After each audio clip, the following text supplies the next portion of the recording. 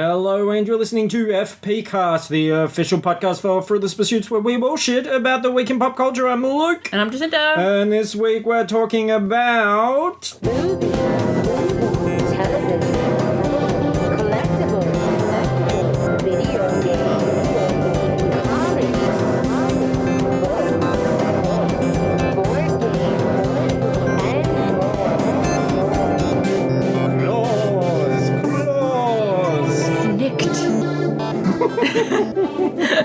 Don't get your snikters in a twist. It's Logan this week. It is. We just saw Logan, a.k.a. Bogan, Hugh Jackman's final turn as the Wolverine. And I've got to say, I've never seen that much grimacing since Jamie Lannister had that diarrhea in The Other Woman. Yes. When he was in the toilet cubicle. Yeah, absolutely. I mean, he can be proud that he has influenced a piece of cinema in this way. That's true. Yeah. They should have a grimace off. Those two. Did you see the parody? Together, Grimace, we could own this town. And he should have a grimace off as well. Yeah. Did you see the parody poster that someone had made up? The Bogan poster, and it was like the Logan poster, but it was a guy from behind wearing an Australia flag as a cape. Okay. It was really good. Well, it was set in Kwinana, Yeah, it was. the whole thing. Yeah. It's pretty amazing. Interesting. Parts of Rockingham as well. Yeah. It was wonderful. So there we go. We're going to review Logan today. We're also going to talk about some recent news and also catch up on some diversity with our TV. Yes. Our sort of international globe trotting that we've been doing lately. Yeah, I mean, we're staying in the pretty much the same area as last week, but, we're setting up camp That's in a true. particular region of the world. Well, let's travel around. See how we go. You've got to start somewhere. Yeah. Baby steps. Anyway, all right. So, stuff, things. Let's talk about the news. Yeah. We will say today, it's really, really hot, and we don't have the air conditioning on, so if we sound a bit slow and sleepy, it's because we're slowly boiling I'm to not death slow in and- this room. I thought I was fucking killing it. I thought I'm nailing this thing, and you want to okay. lower everybody's expectations, right I off the think bat. we should always lower people's Oh, by the way, expectations. this is going to be really shit because, it's Saturday and things are happening in the sky and I'm not feeling very well. No, it's going to be fucking great. It's going Okay. to blow your socks off. Great. See, now I feel you've raised people's expectations too high. All right, well, we need to Which I feel a middle ground. I feel might be a bit of a theme for this episode, perhaps. Raising expectations too high. Perhaps. So let's talk about the Oscars. Where, I heard something happened at the Oscars. Yeah, talking about raising and lowering a bar. If you were following the sort of live tweeting or live blogging of the Oscars, which many of us who were working during the broadcast had to Yes. do, you sort of saw that people were like going, oh, the bar's being raised. Raised. This is good. This is a good show. And then it raised so high it kind of fell off the little support things at the top and clattered around on the ground. And everyone was like, oh, and sort of scrambling around as this thing just sort of clattered. Not knowing what to do. Not knowing what to do. So this was an unprecedented thing. Obviously, it's kind of old news at the moment. Everybody knows what happened with La La Land getting announced and then being taken away. Yeah. Straight away. Oscars ripped from hands, from eager hands, and given to other people. Yeah. Given to Moonlight. Yeah, which I must admit, pretty happy with. I was a very big Moonlight fan, and I was thinking that maybe the last couple of months I might have warmed up to La La Land a little bit, but I haven't at all. So I really think that Moonlight deserved it way more, so I was very happy in the end that it got it. I love La La Land a lot, but I think in terms of Best Picture, that particular award, Moonlight is the far more important Oh, and movie. I think it's a better film anyway. Like, I could find flaws in La La Land, but I would be hard-pressed to find many flaws in Moonlight. I think it's just it's near perfect. Yeah, I don't know. But La La Land I loved, but I think La La Land winning art direction, music, Emma Stone, Best Director, I think they're exactly the things it should have won for. And Best Picture, I think Moonlight, in terms of being like a really important film and not just a white person's problems film, which La La Land ultimately is. Yeah, well, it's also a white person telling black people that they're doing jazz wrong, which I think rubbed a lot of people up the wrong way. Oh, that's one of those other examples for me, though, where people just don't understand the film. Because, yes, that happens in it, but I don't think for a second you're supposed to side with Ryan Gosling at that point. The whole thing there is that he's been immovable. He's had all his like ideals about what things should and shouldn't be and created this set of rules for him, and it's taken him nowhere. Whereas his friends have moved on and become successful by adapting. Yeah, I think that's one of those criticisms that I've heard people say a lot recently, and I just think, did you understand what was happening in the film? Because I don't think, he's a smug asshole. He was going to be Miles Teller at one point. The whole thing is that he's an immovable object who fetishizes the past and in some ways, I actually not think, willing to confront the future. I know a lot of people were saying that they didn't want Miles Teller in that role. I actually think I would have loved Miles Teller in that role. Yeah, because you would have seen how irredeemable he is. And if people are thinking that the movie's taking Ryan Gosling's side on that, I think they've watched it, like, they just didn't understand the movie. So, yeah. Anyway, that's one of those things that is happening with every fucking movie at the moment. People are, whether it's complaining about the whitewashing in Great Wall, about the jazz in La La Land, or the new Beauty and the Beast gay undertones, whatever it is, having seen all of those films in question, everyone just relax. It's all fine. Like, watch what's actually happening and listen and use all your senses and your comprehension skills, and you'll get more out of it. So, I thought the Oscars were, Zootopia, Best Animated. I thought they got a lot of it right. The only thing I wasn't particularly jazzed about was Casey Affleck winning Best Actor. It's not a film Brie that Larson I having to love. present the award again. Yeah, I mean, he started to molest the statue straight away after receiving it. Yeah, he got played off very early. Yeah. Yeah. I actually thought I did...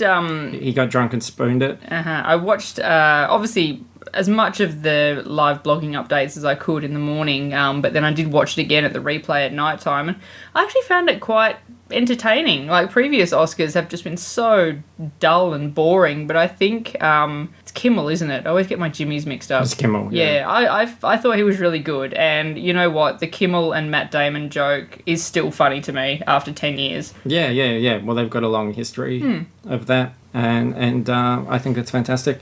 I haven't watched the full broadcast or anything. Yeah, it was good. I stopped just before the big awards because I was like, well, like nothing much happens after this. But I'd wanted to see the song performances and stuff like that. The girl from Moana did an amazing job, amazing. And Lin-Manuel Miranda came out and like rapped before it, did an original little piece. That was cool. And there was a few nice moments as well. And Dev Patel looked so good. I love him. There you go. Yeah. It's all happening. And Scarlett was there. You sent me like pictures of all the people that I needed to see. Yes. Yeah. I tried, like, it's so hard to take a photo of the television as I worked out. Like, the one of Scarlett that I sent you, that was the best one, and she still looked like half asleep. I was fine with it. It's funny because she presented, what was it, the best music? Oh, yeah, she presented something to La La Land. She didn't look very excited. I think, like, from what I can gather from doing the ScarJo A Go-Go podcast, that role in La La Land would be her absolute dream role.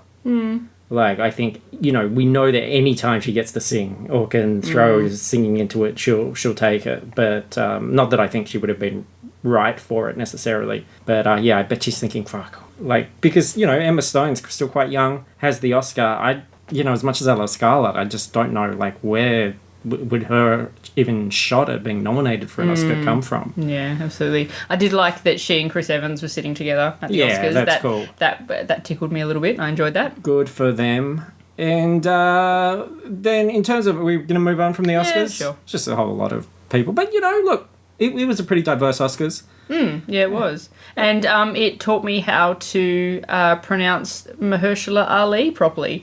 Yeah. Because that's not how I was thinking that it was pronounced. So good on you, Oscars, for educating me on that. It was interesting too. And he was great too, obviously. His award, very, very deserved. That I guess, and I haven't sort of dug into this in terms of people's comments, but, we had Oscar So White last year, and now we had two African Americans win Oscars, which was wonderful. But, if anyone was cynical about that, you sort of, having seen as many films as we did last year, like, they were the more meaningful movies. They were the movies where people got to do things. And I think it's so telling, because I did see, I haven't got this on our review list, but I saw Collateral Beauty for the train wreck. And you think, Christ, if that's what Edward Norton, Kate Winslet, like Will Smith, Helen Mirren and Keira Knightley, if that's all they've got like on offer at that particular time, and that was like the sort of best thing they could do, it shows you what shit is being made at the moment. Like everything's really just big blockbustery franchise stuff, and there's not a lot of meaningful things floating around apart from those sort of auteurs that have been around forever doing the odd sort of vanity project every so often. But yeah, I don't know. It was well deserved. I think I have not seen Fences though. I must admit that's one of the few Oscar movies that I haven't seen yet. So I want to put that on my list. Yeah, I think it might be about baseball in some aspect. Hitting for those fences. I think so. Maybe. Yeah. All right. Well, speaking of... No, not at all, actually. There's no link here. Mary Poppins. Well, Lin-Manuel Miranda. That's true. There you go. Mary Poppins, the lovable British nanny who flies around on an umbrella, being played by Emily Blunt. Yes. In the sequel, Mary Poppins Strikes Back. Yep. That Disney's doing. So funny. Remember when people wanted Emily Blunt to be Captain Marvel after her turn as in Edge of Tomorrow, where everyone was like, oh, she's awesome. Yeah. She should be Captain Marvel. And then she was sort of like, I don't know what all that stuff is. I'm going to want to play a silly character like Captain Marvel. I'll play Mary Poppins, the nanny that flies around on an umbrella. And why not? Yeah, sure. Yeah. Then Brie Larson then wins an Oscar and then goes, I'll play Captain Marvel, even though I'm like an Oscar-winning actress. So there you go. Anyway. Well, Brie Larson had probably earned about $4 up to that point, so she wanted a bit of sweet cash. Yeah, she should. So, Mary Poppins, we saw a picture of Emily Blunt in costume, and let me tell you, sure looks like Mary Poppins to me. Yeah, she had a suitcase, had an umbrella, had a hat. A big gold carpet bag. Yep. Yeah, she had the hat was a bit rakish. Sort of like a little bit of an Agent Carter kind of thing, which made me think suddenly, like, why can't Hayley Atwell be Mary Poppins? Because she's just so lovely. Yeah, she's not quite as... Prim? Yeah, not quite as wholesome, maybe. Proper? Yeah, you don't want the kids having their first sexual thoughts about Mary Poppins. To Mary Poppins, yeah. I wonder if kids of that era did have their first sexual thoughts to Mary Poppins. Maybe. You just imagine that, like, the little boy in the house just sort of, like, leaning in lasciviously at the buxom Mary Poppins. A spoonful of sugar make this go down. Yeah, whoa. Yeah. He's like, actually, we're breastfed.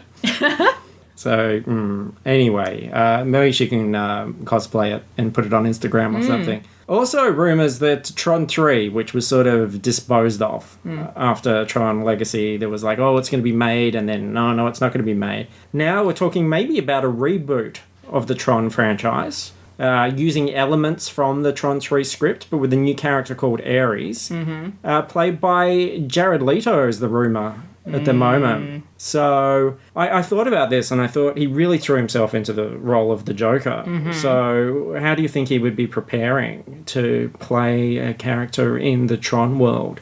Is he just playing a lot of video games? I'd say probably playing a lot of retro video games. He's just really getting into Pong, and he's just really imagining himself as one of those paddles. He might, like, buy a couple of old deep fryer fry baskets and then sleep on them so that, like, while in the nude, so that all the little squares, push into him and leave an indent, and he starts to look like a little bit pixelated. Yeah, right, okay. And then he'll send everybody, like, all the rest of the cast, he'll post them, like, power-up mushrooms, ghost pellets, all that sort of stuff. And just some, like, little Ms. Pac-Man bows. Yep. So they can walk around in those. So they can identify who's female in the movie. He'll hang around with Qbert, maybe do a ride-along. Okay. Learn how to swear in that special style. Because obviously, if Logan's taught us anything, and even, like, the Red Band Baywatch trailer that we saw. Swearing's really Swearing's good. back. Yeah. Like, you forget that every sort of movie in the 80s, every action movie, everything was just fuck. because now that's making a resurgence as well. And it just, it means you can watch something that was initially like for children and feel like... And know that it's for adults. Yeah. Because kids just don't say fuck. Kids don't say fuck. Yeah. They don't hear that word. Yeah, so. you don't... it's very important. Obviously, you don't say fuck until you turn 18. So it's very nice that there's some representation in cinema now. 21 if you're in America. Oh, yeah. Sorry, guys. And it's one of those things as well where when my friends and family give me a ribbing about my... Some selections. 18. Oh. 18 noir. What the fuck is going on? 18 meals. Oh, I think we said 18 and now Siri is like... Siri is come to the party. Oh my god, Siri, what are you doing? Siri, you're not a scheduled... Just hanging out guest. with Liam. What the, who the fuck is Liam? Oh, okay. No, Siri, I'm turning you the fuck off. Siri, that was spooky. That was I'm weird. not going to edit that out because... No, oh my god, Siri. Yeah, no, Siri was like, he talked about turning 18, and then Siri went, oh, here's some 18 things, and there's like, what are you doing, Siri? And she goes, oh, I'm hanging out with Liam. She's like, do you want to watch What? 18 again? Yeah, and I'm like, sure. Let's watch that instead of doing this. Do you Anyway, mean 17 again? I'm talking about the sequel. Okay. Yeah. Okay. Which was a year later. Oh, I must have missed that one. Yeah. Damn. It was really good, though. Yeah, alright, I'll check it out. I was saying something really scathing and funny and ironic. I Oh, was but I saying... can't say fuck until you're 18. Yeah, because, like, when my friends and family ribbed me about my Arrested Development, I just go, well, come and see Logan or Deadpool with me. And then I lean... I don't like talking in the cinema. Yep. But after a couple of F-bombs on the screen, because that's what polite company calls them, I lean in and I go, I guess comics aren't for kids anymore, huh? And they go, yeah, but you still have a whole bunch of blue and yellow suited Wolverine figures in your house. Yeah. And I go, yeah, but he says, fuck now. Huh? And then I usually get a clip around the ear and sent to my room. Speaking of like grown-up trailers and stuff, how did that, what was it, the few best men or few less men? A Few or Less Men. something like that. Weekend at Bernie's now with boners. More like they should have called that movie Weekend at Boners. Yeah. It's, it was filmed here, but I'm pretty sure that no one's going to want to claim that as an Australian film. Fucking awful. So it's like a bunch of English people, all mostly played by Australian actors, with their friend dies, and they have to get him from Australia to the UK. And he's got a boner. Yeah, and I imagine that surely there's some kind of hospital service that will do that for you, but no, they take him on like A some wacky utes, trip. and And they get in drag at one point. he's in a gold penis coffin or something. Yeah. Like, it just looked fucking awful. And a guy has to, like, give a eulogy about him, and he, like, gets really high, he sort of blazes it up, and then he says, instead of saying he had a really big heart, he says he had a really big cock. So it's one of those funny things where, like, it's a cock joke, but, like, cocks are funny enough. Why do you need a joke? I know. Like, can't you just say it? Like, why spend time, like, turning it into something? Like, don't dress it up into something it's not. Yeah. Just say cock. Get a good laugh. Yeah. I mean, there was that great joke about having to have sex with an old person. Oh, yeah, how gross was that? Oh, Imagine having sex with an old lady. person, wow. Yeah. Yucky. Yeah. I'd rather have sex with that dead body with the big cock than an old lady. Disgusting. Am I right? Absolutely. He just coughed up some bile. It was so I know. filthy. So, I know. do you think that... I wonder about this, and I know this is a kind of cliche thing to say, but I feel like it's kind of coming true. I know a lot of people talk about Mike Judge's Idiocracy movie and say that the world's becoming like that. And I actually think like it may have a point. Now, I only saw this movie for the first time, I think it was last year. And I don't rate it particularly as a movie, but the concept, the premise, is kind of interesting, just in the sense that it posits early on that the smarter people start to go are the ones that have all the like really busy jobs and they've got a lot of time, and they go, well, no, let's not have children now because that would be irresponsible, or we're actually working on our careers right now, or we can't actually support them right now, so we won't. But then the dumb people are like, I just had another baby. Mm-hmm. And they're just piling out. So people are becoming progressively dumber and dumber Yeah. and dumber. And, you know, isn't like Trump an example of that? Like, isn't that the logical conclusion? Especially when you've got America getting really fucked up in 2001. And then you have people now that are voting age that grew up with those basic good and evil Yeah. and believe that a whole country or a whole religion or whatever is just evil. And of course they're going to believe that. Like, you believe anything. Like, you've got, like, that's a country where a lot of people believe in the, like, Bible, literally. And I'm sorry, but it's a whole lot of gubbins. Lots of silly stuff happens in Christian that. fan fiction, guys. Yeah. Would you like go onto fanfiction.net and like start to worship a Stucky fic? I mean, I know that there's people that do, but you don't need to. Written by white men to control you. Not the Stucky fanfic was probably written by white women. Yeah. To control your bonus through invisible strings. And if they can control your bonus through invisible strings, What else can they control? through the net? Yeah, it's just the tip of the The tip of the tip. tipberg. Now we're just as bad as that film we just rallied against. Well- Cocks, am I right? Anyway, my point is everybody's dumb. I think that's a fair summation. Shit. Let's not even do this anymore. Why don't we should just record it and just listen to it ourselves. No, I just feel like, you know, that's it. We're all over. Let's get out of here. I hear that you got friendly with a monkey at one point. Yeah, I'm back again. Okay, and look, the final thing that I wanted to talk about in terms of the news was the Inhumans. Mm-hmm. Now, this is the new Marvel TV series, although it's not a Netflix one. It's going to be same as like Agents of S.H.I.E.L.D. network, isn't it? ABC? Yeah, is it ABC? Oh, okay. Something like that. Anyway, they've cast a whole lot of people, and we're not going to tell you who they are because God knows who they are. Yeah, we don't know who We don't any of them know are. anyone. I don't watch Ballers. But But I'm like, isn't Greyjoy what's his face in it? No. Greyjoy? No. Ramsay Bolton. Ramsay Bolton. Ramsay Bolton's Yeah, in it. That's the only one I was know. getting them all mixed up. But what I am impressed with, although I look down the cast list and I don't know who anyone is, Abby Cornish's sister's in it. Okay. She's playing Crystal. She's Australian. Okay. Good Australian girl. Another home and away person. Oh, okay.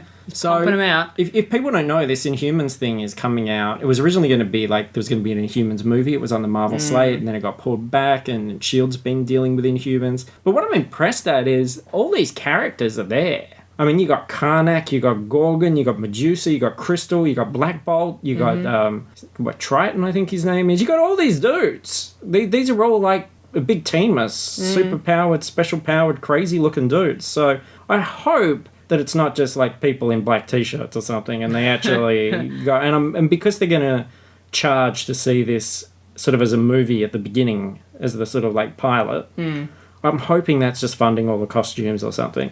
Because apparently Lockjaw is going to be in it as well, and that's pretty crazy. Yeah, right.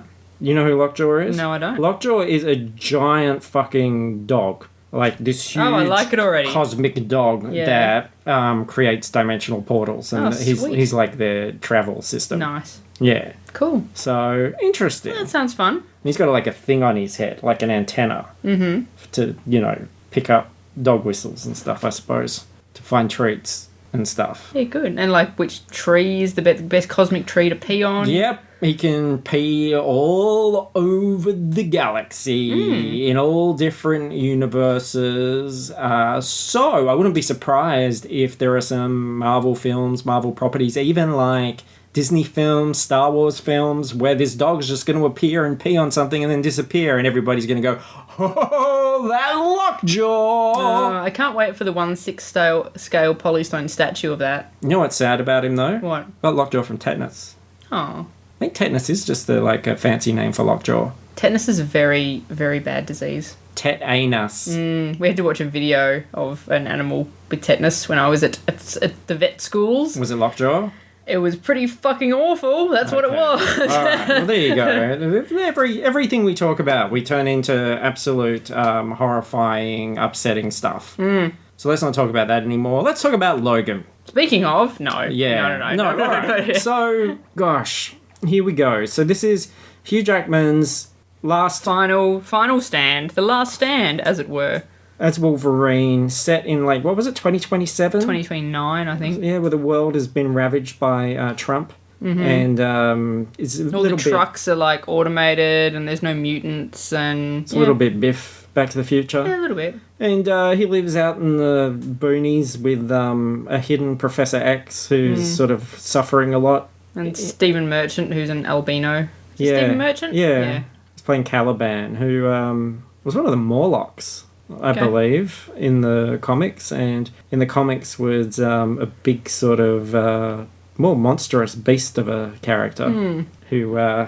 named after the Shakespeare character Caliban. But yeah, and a lot of people are loving it. People are very excited about this. People are saying that this is the best X-Men movie ever, which is my sticking point. That's my line where I kind of get stuck with this film. Because there's not really any X-Men in it, is it? No. So if your favourite X-Men film is a film that doesn't have the X-Men in it, then I don't think you like X-Men. I think you just like watching people get cut up with knives. Because really, this film is, to claws, what John Wick is to guns. It's a very violent, bloody... I hesitate to use the word adult version because I still think that, I can understand the sort of thrill of, oh, well, what if it's more like a sort of Western or one of those kind of films? But if that's what you want to see, I don't know if you'd be better off watching No Country for Old Men or Hell or High Water or something like that, because it won't fall into that third act comic book silliness, which...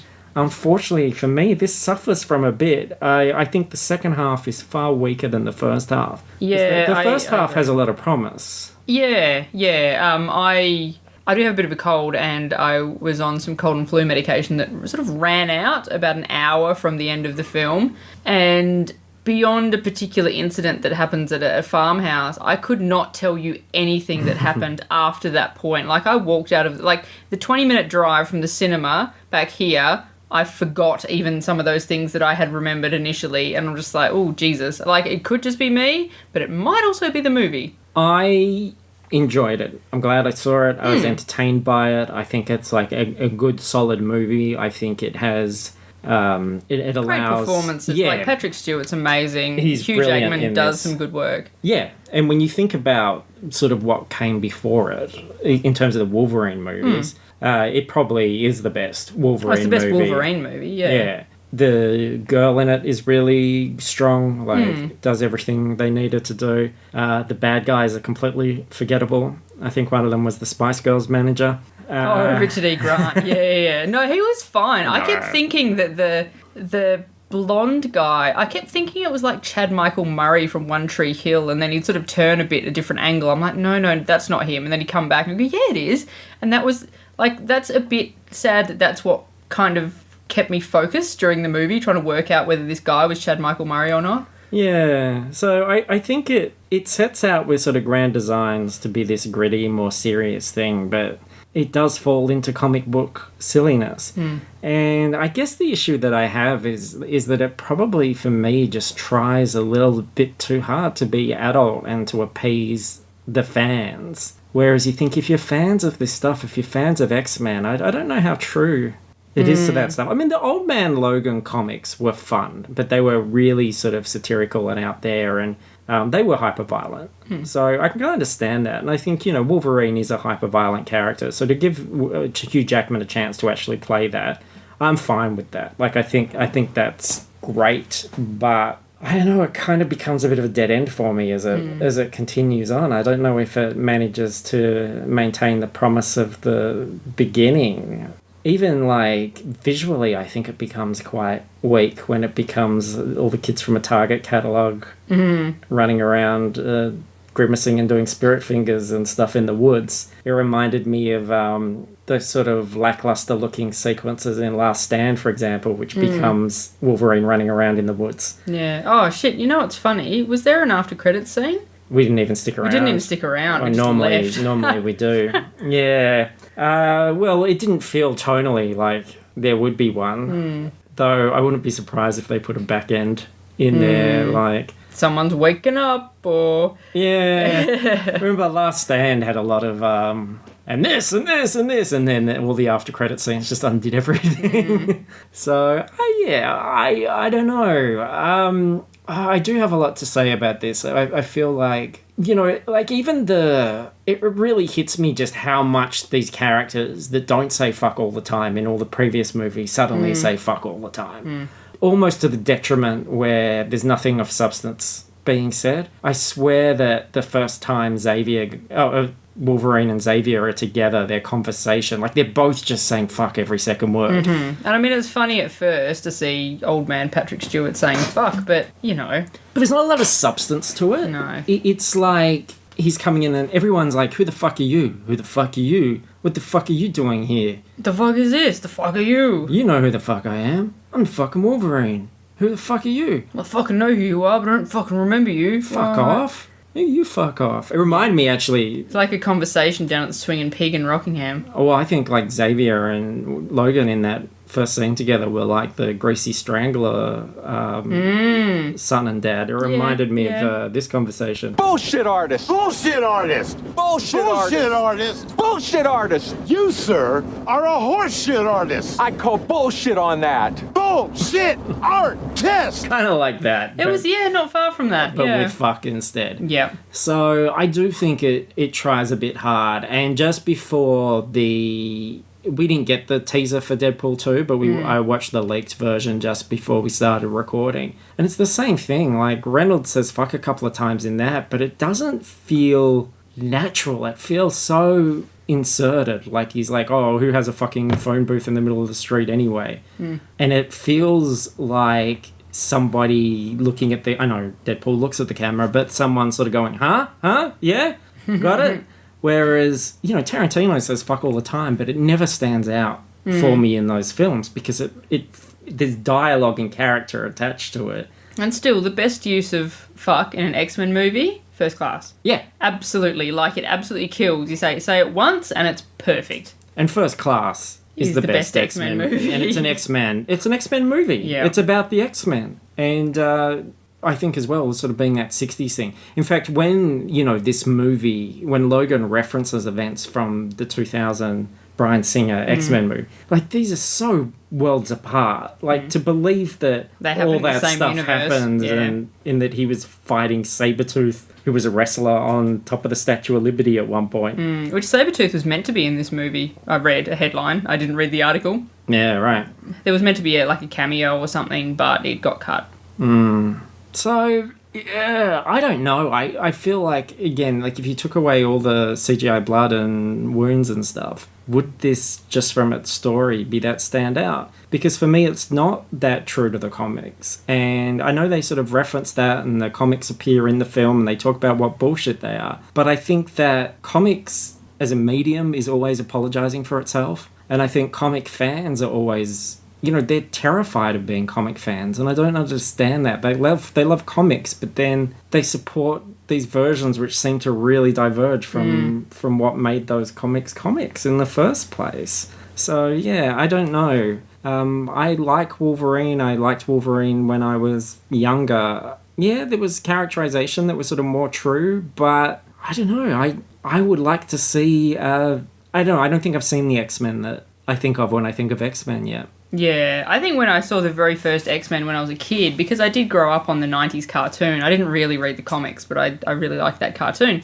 And it just never, I guess I liked it enough, but I still think First Class is the closest thing to that, kind of the fun, but yet dramatic X-Men series that I watched. Yeah, and it's thematically is more interesting, and it's got some color in it, and it's got it's also about the core of those comics, which is that sort of Charles Magneto in terms of the enemy. And the relationship was just so solid. Yeah, like the whole thing. It's not necessarily about just seeing the characters. It's about feeling the relationship between them and then caring about that relationship. So, I don't know.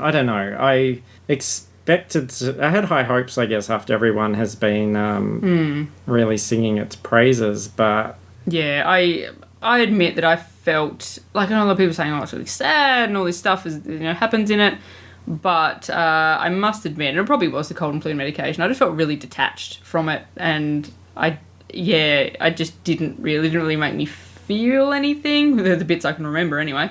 And yeah, I don't know, I'd give it maybe 3.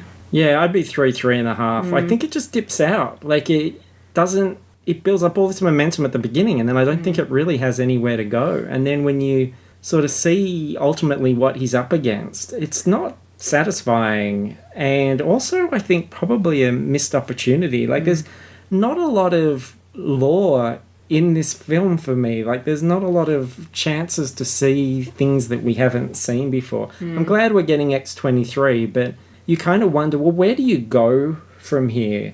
I think X-Men has gathered, with the multiple timelines and everything, has gathered so much baggage. You just need to stop and start again. I mean, all these It actors needs to are be leaving. different. Yeah, all these actors are leaving now. I think it's time for a clean slate. And even as much as I would love McAvoy and Fassbender continue on, I think even that has run its course. It has. Like, it's not... I can't see why that would be valuable to someone like Fassbender to continue doing that. Yeah. I don't see what they've done that wouldn't be diminishing returns at this point. And they need to cut Jennifer Lawrence loose because she's probably costing them way too much money. Well, she doesn't want to do it. No one wants to do it anymore. Patrick Stewart has said that, he agrees with Hugh Jackman that maybe this is the best way to kind of wrap things up. It was a great performance. I can't imagine him getting to do something better in one of the main X-Men things. I think it takes a lot of commitment to craft a character over a long period of time and to develop a character. And I think once you reach that height with it, it is time to hang it up. He did it with Picard. He's done it with this. Now I think he needs to focus all his attention on building up the character of the shit emoticon in the Emoji movie. I think, he's... I mean, if you're going to go out on a legacy, a legacy franchise, shit emoji is just where it is at. And he's getting older and older, and this is a character that he can do regardless of how he looks, how he's physically feeling. He just has to get in there and do it. And I think, Harrison Ford gave us Han Solo and Indiana Jones, two indelible pop culture characters. Now, Ian McKellen gave us Magneto and gave us Gandalf. But who's got the trifecta?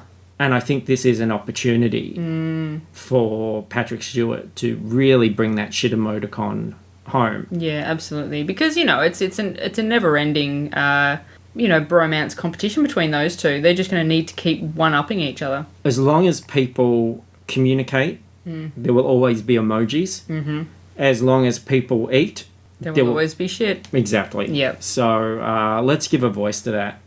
And I think going forward, I mean, that's it's so, really... if we're always talking about representation, how can we, poo-poo the shit emoji? Or everybody's shit is brown. Yeah. That's something that brings us together. Yeah. I mean, look, it depends on your diet. But but sure. Yeah. Shades of, yes. Well, it's like a kind of a melting pot of colour, though, isn't it? Yeah, like, I suppose so. you put all the colours together. And it makes brown. And that's what you get. So, we're all the same on the inside, aren't we? And the shit emoji just represents that. Reminds us that. Yeah. That's the thing. Like, I think sometimes because there are a lot of complicated issues that even, pop culture can't escape from. And people are trying to understand each other, understand different cultures, trying to find common ground between everyone. And I think if you're, on the net and you're getting overwhelmed by that and you're seeing that, just put in a little shit emoji, because that's sort of like your way of saying, hey, I get it. We're all the same on the inside. I shit, you shit, everybody you shits. Eat, I shit, like my dog, my cats, everybody shits. Yeah. Scarlett Johansson shits. Emma Stone, Allegedly. Oscar winner. Probably afterwards, just so, because, her stomach would have been all churning because of what was happening. So everybody does it, so it's fine. So good on Patrick Stewart, and I wish him well as he's ushered into the next stage of his professional career. Of a great career. Yeah. Can you imagine when he gets some sort of Lifetime Achievement Award at the Oscars? And they'll have a montage of all his, amazing characters that he's played over the years. Yeah. And then all... The shit. Yeah. And even, when he dies, maybe during the death montage, they'll just put up the shit emoji. Yeah. Wouldn't it be embarrassing if they, he went up to get his award and they read out Ian McKellen instead? And Ian McKellen got up there and then they had to wrestle for it because it was wrong. I reckon next year at the Oscars, we're going to see some younger people presenting. I think so. Yeah, Best and Picture. Yeah, and the thing was, it's absolutely not either of their fault. Well, it kind of is. Because again, it's what we're talking about with like, it wasn't their sole fault because they were given the wrong card. Yeah, and you could see Warren Beatty going, "Oh, there's something wrong here," and he was stalling.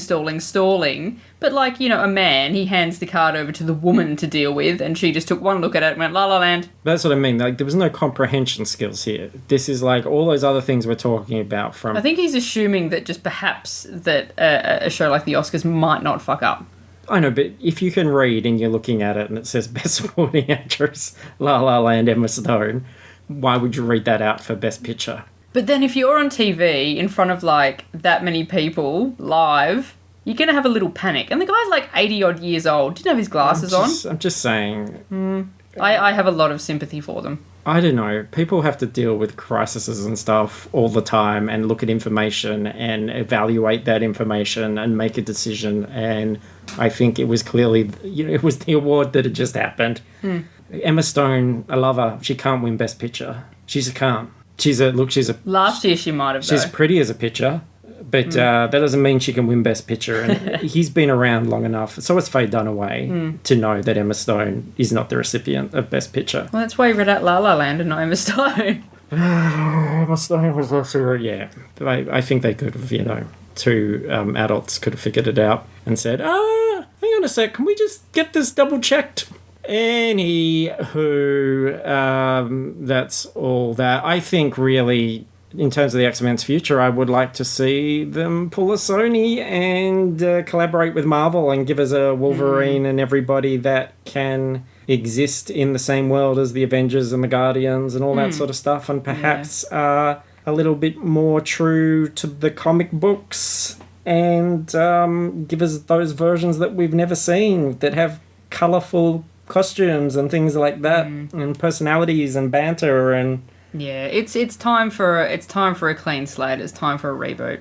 Yeah, Absolutely. because as much CGI blood and fuckwords and things that you put in there, there's still at their heart some pretty silly stories. So I'd rather have fun and serious stuff when I want to watch serious stuff and just enjoy my blockbusters, because you can still get those big great performances and have those heartfelt moments and the drama and all that sort of stuff, but yeah, a bit of a missed opportunity. I feel like there was something else in all of that we were talking about where I was like, oh, that's another point. It's a bit of a like tangential point, but that's something I want to talk about in this forum that the podcast gives me. And do you think I can remember what it was? The heat. Can't remember. Gonna just briefly mention Beauty and the Beast because I have seen it, but out of respect for not just Jacinta, who is very excited about this film, but also... And also very pissy that you've seen it. The listeners who are very excited about this film and have to wait another 3 weeks to see it. We will not be reviewing it until we are both able to see it. All I want to say is that I very much enjoyed it. I thought it was a fantastic film, and I do encourage you, if you're excited about it, if you have the Beauty and the Beast nostalgia, if you've been excited about the trailers and all the reveals, then I want to assure you that you're going to be in safe hands and look forward to seeing it, and we look forward to talking about it properly when it comes out. But I had a great time. So and there now you go. we'll never speak of it again. All for another right. 3 weeks. You didn't actually cut me like you threatened, though, so that's something. Unless you're just biding your time until I'm not ready. Well, not anticipating it was going to be the climax of this show, but, you know, you've ruined it now, so Cutting I can't. me live on the recording. Yeah. I mean, I know that it's an audio medium and the cutting wouldn't translate very well, but... You would hear... I guess I didn't really think it that far ahead. You would hear my scream. It would sound a bit like this. It's high-pitched. Yeah. Nice. Actually, you know what? Let me just quickly play devil's advocate just for 1 second about Logan, right? Okay. I think, like, to perhaps criticize the comic book elements of the story or anything like that, which is more about... I'm fine with comic book elements in a story. I mean more that sort of not committing to, is it this or is it this? Like, what are you going to be? What's your identity crisis there? I want to say, like, if you enjoyed it, like, if that's just the sort of thing where you went, no, that's right up my alley. I just had a fucking great time. I don't want to overthink and nitpick that stuff. Then more power to you. I think that's perfect. Because in terms of something like Star Wars, for example, I know you can pick apart Force Awakens, but I fucking love Star Wars. I just love it, and I enjoyed it. And same with, like, people are going to pick apart Beauty and the Beast, things like that. But if you are a fan of that stuff, and you're going to just fucking love it. So there you go. Like what you're going to like, etc., etc., etc. We've been watching some TV. I'm going to play the thing. It's very slow. Television. You've been watching just The Goblin still. Oh my god, yes. I haven't even watched any of my, like, regularly scheduled TV shows because all I have been doing is watching Goblin that we talked about last week. This is a Korean drama about a guy who's a goblin. He doesn't pick his nose and eat it, or he's not green or anything like that. He's a handsome goblin. When we last left, he was living a sitcom-esque existence with the Grim Reaper. Yes. In a house with a young girl that was going to be like his goblin bride, and yep. save his soul, and there was a bloodied sword. Yep. And I still haven't finished the pilot. I haven't Yeah. gone back to it. I've got a different show to talk about, but you are still into it. Yes. And more so than ever. Oh my god, yeah. I think it was the end of the second episode was sort of the moment where I went, oh fuck, I am all in. And I'm not going to describe anything that happens in this show because it would be fun to watch. So I'm not going to spoil anything, but yeah, I am so in. It settles down a lot after that first episode. The first episode is a little bit hard to get a grasp on as to, you know, the timelines and where they are and what's happening. But it does settle down into a bit more of a, not necessarily domestic situation, but it definitely becomes more traditional, More and character driven? definitely there's actually a lot of charisma, a lot of personality, and the relationships between all the characters are actually really nice and really solid. And though I do, some of the Korean dramas that I have watched previously have been like a lot of kind of teen dramas that have like K-pop stars in them and stuff, so I'm not necessarily used to this level of actual acting. Like, these guys are actual quite good actors. Fun fact, the goblin guy... Goblin guy, yeah. is the guy from Train to Busan. Oh, really? Yeah, which is another example of the hair maketh the man. 'Cause Yes. when he was in Train to Busan, he had boring hair and I wasn't into him. Here, very much into him. Like, I've been scrolling him on my Pinterest. I've been, like, looking at his IMDb to see what else he's been in. Actually, a whole bunch of other things that I've seen he's been in, which is a bit sad. But, I'm surprised he hasn't been in you yet with all this praise. I wish. But tickets to South Korea. Get in me, Goblin! Tickets to South Korea are too expensive. But no, it's really good. I really, really am enjoying it. I haven't finished it yet, but I expect to finish it this weekend. It's very, very funny. It started off kind of that first half was very funny. Now it's getting a lot more dramatic and everyone is crying all the time. Crikey. But it's fantastic and I very much recommend it. I love it. So, a second reason to bring tissues to your watching of The Goblin. Yep. Okay. I have also been to Korea this last week, but I'm watching a game show called The Genius. Now, I believe I heard about this, I think it was a Kotaku article, and they pointed out that, this show's from 2015, I think, but all of the episodes of The Genius are now on YouTube and have been subtitled, and subtitled quite well. It's very easy to follow what's going on. It is probably the absolute smartest, most interesting game show that I have ever seen. Okay. Game show / reality show, because it's about 13 contestants that get whittled down episode by episode. I'm going to talk a little bit spoilery here in terms of what the first episode is about. But only to get your... I won't talk about the outcome or anything like that, and it's only to get your interest, because I think you have to understand what it's about to be thinking about whether you're going to watch this or not. So 13 contestants, all, like, I think famous in their own way. One of the girls is like a snooker champion, someone's like a singer, there's an idol, and it was very... funny personalities, very interesting people, but one of them's like a professional gamer, StarCrafter dude. Oh, yeah. But they have all have been chosen because they are very smart people who either have wonderful social skills through charisma and stuff, or are just absolutely, totally smart, genius, problem-solving people. The currency in the game is the garnet, which is this crazy little cube which has a sort of G for genius, G for garnet on it, and you collect them throughout the games, trade them, use them, etc. At the end of the game, the winner will get, each one's worth about $1,000. Okay. And they stockpile them, and they'll have name tags, which has a little digital number which goes up or down on how many they've got. Each episode, there's a main game where the winner gets immunity and the loser goes into the death match, and the person who's eliminated or goes into the death match can pick another person to go up against. Okay. And that's usually a smaller game at the end. The games seem kind of like that they're about luck or that they're relatively simple, but what you realize is there's a lot of really high-end strategy.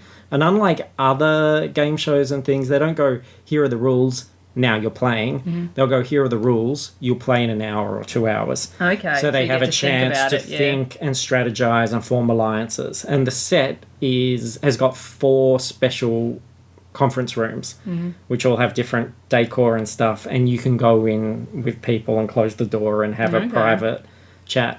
So the first game they play is called the 1, 2, 3 game. Now everybody concentrate and listen to this, because this shows you what this show is like. So everybody gets 9 cards. Okay. So they've got 3 number 1s, 3 number 2s, 3 number 3s. Yeah. The goal is that when the time starts, you have to get rid of all of your cards. And you do this by going up to one of the dealers. They have dealers who are the, like, facilitators of the game. And you go up and you say, I'm going to play... So I'll say, I'm going to play Jacinta. We both put a card face down. Yep. We turn them over. The highest person gets a point. Okay. Draw doesn't mean anything. And we have to get rid of all our cards. Yeah. If we don't get rid of all our cards by the time limit, we get How do you zero. get rid of the we cards? get 0. Is that if you get By the highest playing... No, card? just by playing them. Okay, alright. So if we got a draw, say if you and I both played 3s, we've got to draw 0 points, and those cards are taken away. Now we've each only got 8 cards left. So that's how it works. So you think, okay, there's a degree of luck here. How are you going to know what everybody has, etc., etc.? They figure out straight away 9 cards times 13 people is 117 cards. It's an uneven number. Someone is going to have 1 card left. Yeah. So it becomes about, well, we have to form alliances as pairs. Then they figure out, hang on, say you and I played together. You play all your 1s to me and I respond with all my 2s. You get 3 points. Then we reverse. I play all my 2s and you play all your 1s, and then I get 3 points. Then we go out into the crowd. And what have we got left? We've both got 3 3s. So we're going to draw or win with whatever we do. Then they find out you got 90 minutes to get rid of your cards. They thought it was going to be a mad scramble. Right. So now suddenly all the pressure comes and the paranoia of, hang on, we better not rush into this. Maybe we should think about it. And what ends up happening is they all figure out that strategy. So suddenly everybody's got only 3s. So nobody can get points. But when you find out what actually happens, and I won't spoil the outcome, and the strategy and the plan that went on behind the scenes to get the winner to the point, because somebody starts coming up ahead and it's like, how is this person doing this? When you realize the deals that were brokered and the twist is revealed, it's amazing. Like, you're just holy shit. And then the same thing happens with the elimination game. It's something you think, this is all about luck. And then you go, no, there's this really high level strategy.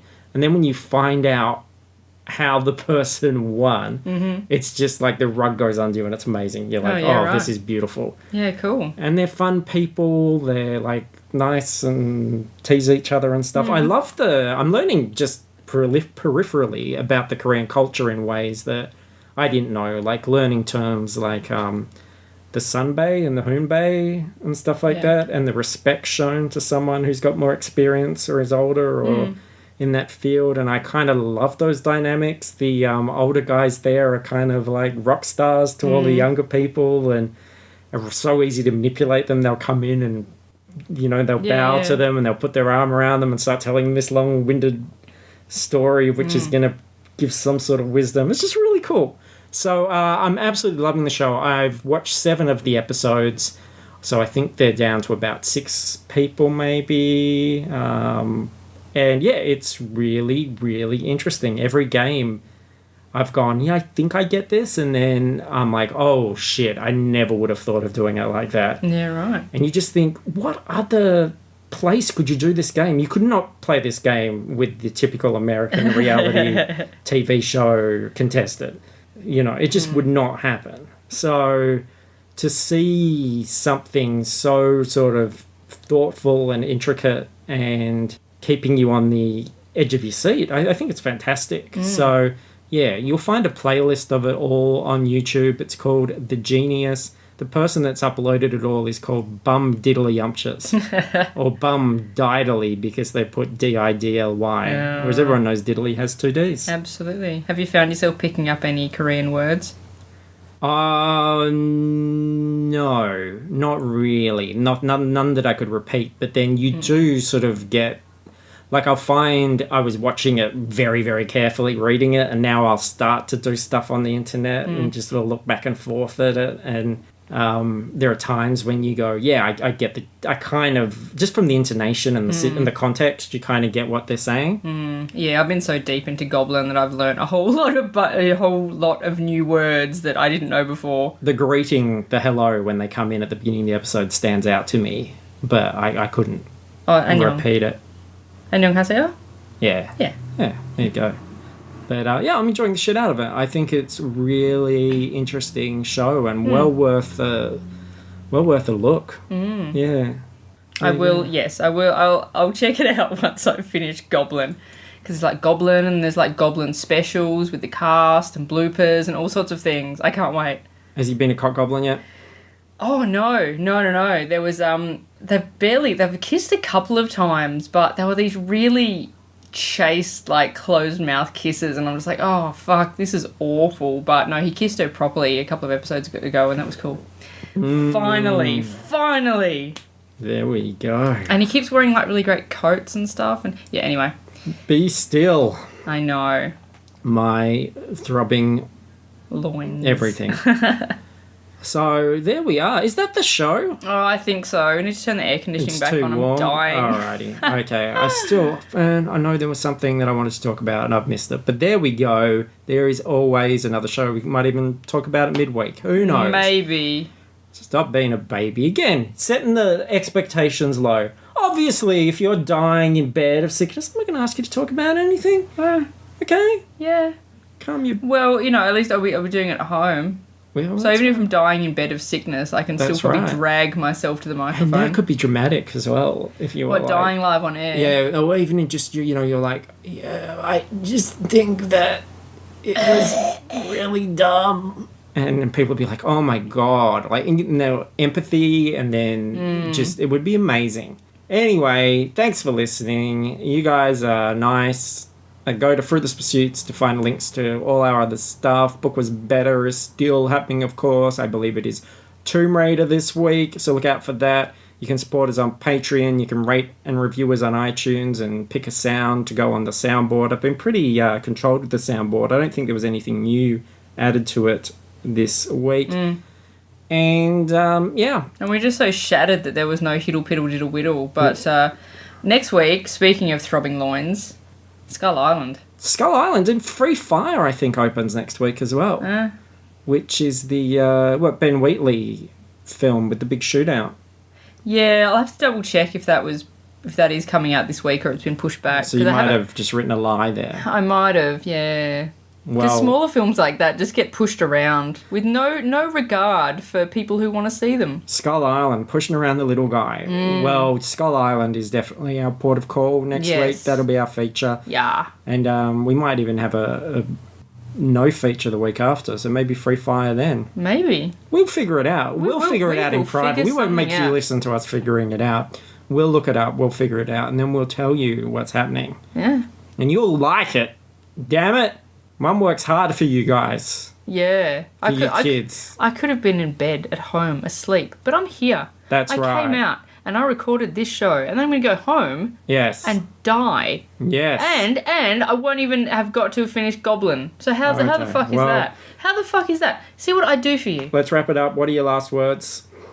Camelot. There won't be another Camelot. Not another Camelot. Yabba, come on. Yeah.